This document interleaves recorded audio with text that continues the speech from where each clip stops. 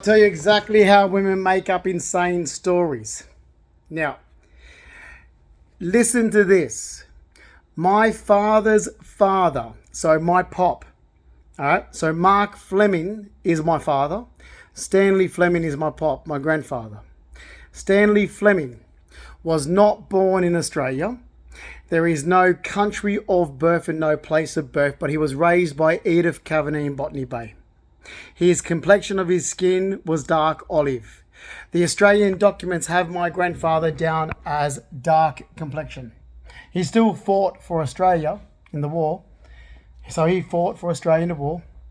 Edith Kavanagh said, so how they got his age for the war was Edith Kavanagh said, well, I've known him X amount of years, so therefore he has to be the age of 16 or 18, whatever she said.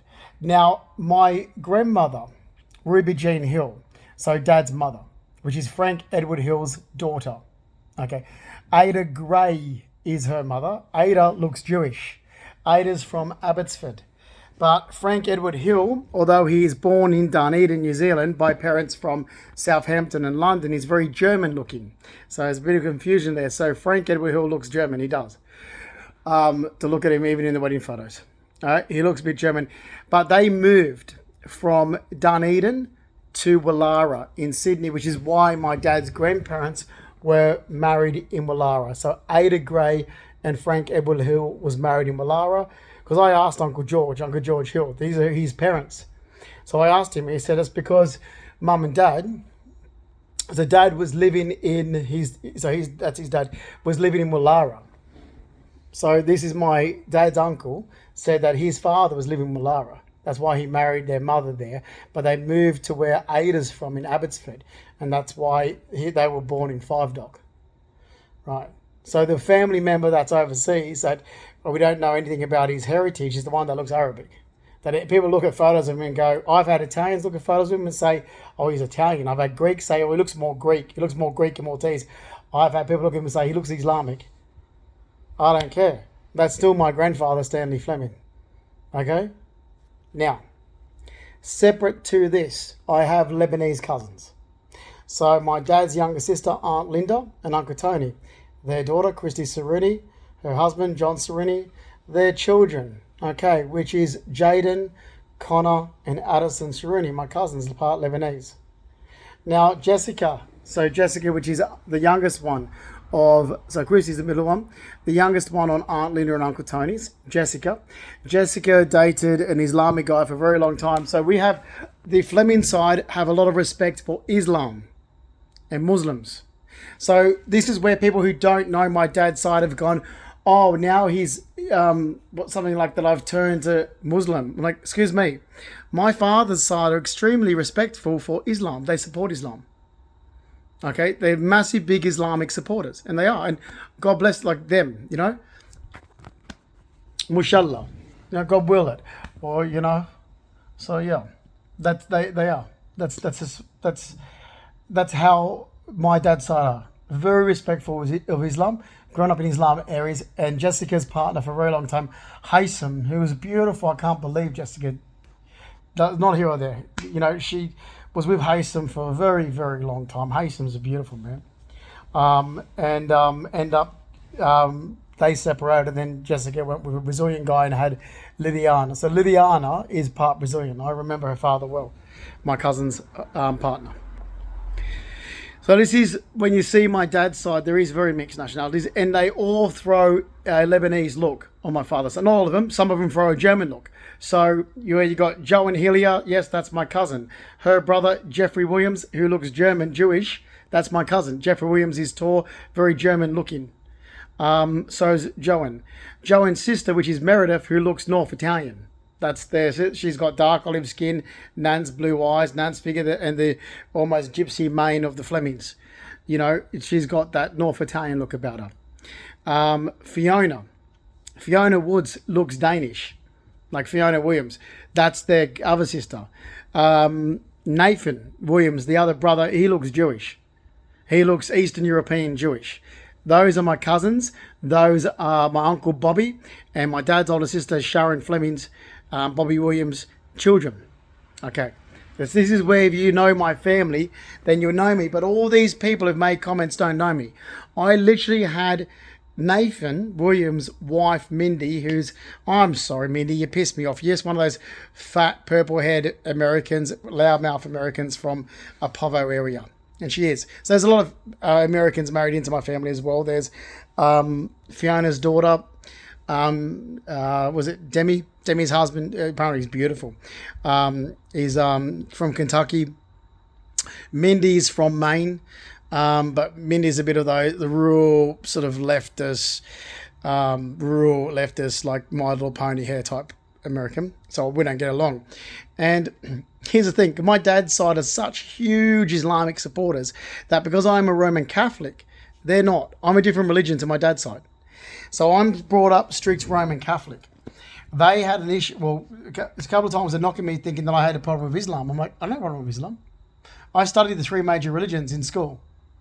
So religious studies is the three major religions. My own religion of Roman Catholic, Judaism, and Islam. Because that's what religious studies were. So I don't have a problem with it.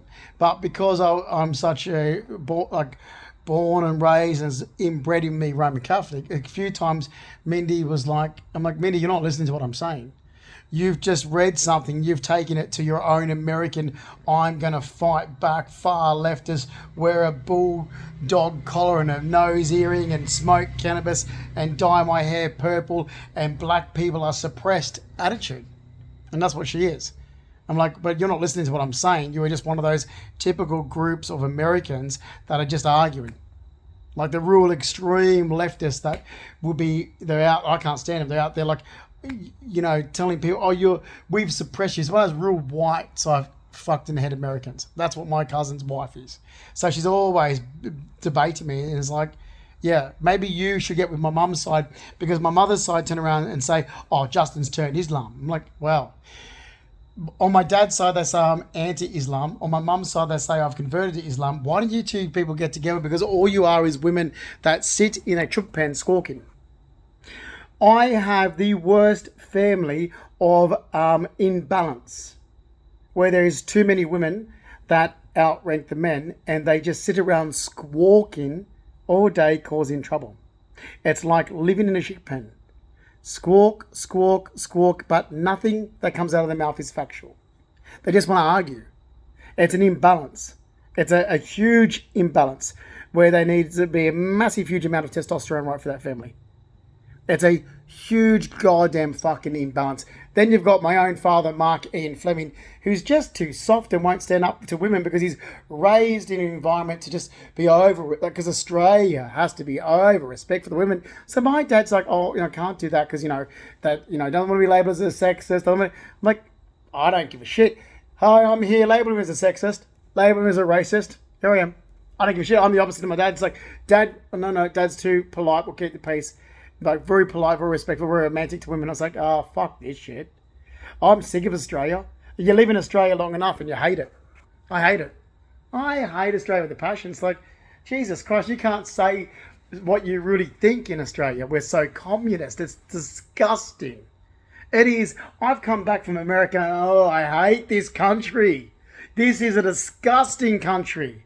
The only thing I hated in America was the Australians. Honestly, the only thing I hated in America was Australians. It was like, oh, fuck. I'm walking up. I'm going to the coffee shop that I used to like on Dyer up past 10th. Walking up there and he's this fucking loser from Bathurst with his long hippie hair. I'm like, oh, fuck. I've run into a fucking bogan Australian again. The only thing I hated about America was fucking Australians. Honestly, it's like if I run into another fucking Australian, because it's not the Australians that are like-minded to me, it's the bogan ochre Australians. And then you go somewhere like Connecticut and they're like, oh, you don't talk, do you change your accent? I'm like, no. It's like, but you don't talk like an Australian. I'm like, fine. Oh, g'day, mate. Oh, she'll be right. Oh, like, I've never said g'day or mate. I have never, ever used the word mate in my entire life.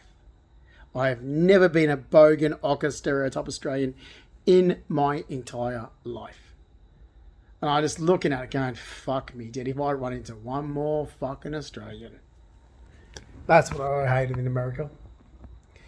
And I've always loved America. Oh, Christ, I often say, because when I was first travelling around America in January and February 2001, coming from Parramatta area, I'm like, bro. And my twin sister Amanda, who was living in Stafford, Virginia at the time, goes to me, stop saying bro. They don't know what it is over here. I'm like, well, it's bro for our area, like in Parramatta. It's bro and it's bra for the Shire. Like, so then I go back in 2013 and they're going, bro. I'm like, bro? Really? I introduced bro to America. No, I didn't really, but I often sit back going, you had no idea the word bro in 2001. I was all around the West Coast. I travelled all around the West Coast in 2001. No one ever used the word bro. My twin sister kept chipping me saying, stop saying bro. I'm like, thanks, bro. She said, stop saying it. They have no idea what you mean. Like, that's what Amanda was saying. I'm like, all right, what do they want me to say? Mate. Like, I've never used the word mate in my life. So, yeah. So, no, I hate Australia. Like, go back to Dad. Dad is just so soft and polite and makes women walk all over him, which is what they've done. Christ. Like, Mum sits up going, oh, you know, your dad got the better deal in the divorce. I'm like, no, he didn't. You got a house and land for nothing. Dad got the better. Dad's just a pushover when it comes to women. Oh, okay, I'll let you take.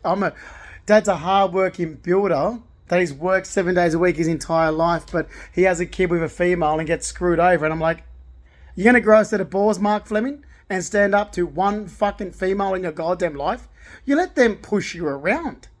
You fucking let women abuse you and push you around. I hate it. It's like, oh my God, like my dad really is a victim of female abuse. I'm like, I can't stand this. And he's so soft. And then you get his nieces go, oh, you know, because he was so close to his older sister, like, which he was, Aunt Sandra. Aunt Sandra raised dad. I'm like, and? He's fucking soft. Grow a set of balls and scream at a fucking piece of shit female that's dragging you under the fucking, like, you worked hard for your money and you gave parted with it for Sky's mum, you parted with it for my mum. Oh, and his dad's like, well, as long as it was going to the children, it went to mum's second husband. Who benefited from all your money, Mark Fleming? Carol and her second husband, Mark Ruddick, didn't go to Amanda and myself. So grow a set of balls and start standing up to fucking women. You're putting your own father to shame. You're putting Stanley Fleming to shame. Stand up to these fucking cunts of women. My dad's a pushover. Oh, I don't want to defend. Oh, I don't want to upset. Because, you know, like, it's like they fake cry, Dad. That's a fake cry. Like, if he, you know, I remember that when Debbie kept hounding him one time, like, he's the mother of my younger sister. And Dad's like going, like, I could hear it. I could hear it down in the flat. Seriously, I'm laying there in the flat off the main house and I'm like, I've got to get up and catch a fucking train at 6 a.m. This is in 1996. And Dad's like, Debbie, can you leave me alone? I've got to get up for work. Like, both the women that my dad had children with are exactly the same. Exactly the same. And Dad just, and then as soon as they start crying, it's like, oh, I'm like, don't pander to them. Australian women fucking know. You know, have next friggin' partner, why don't you marry a decent female and go and marry his, you know, Islam, go and marry a Lebanese. Fucking go out with low-life scum Australian women. Grow some fucking balls. Australian women are nothing but rotting flesh on a stick.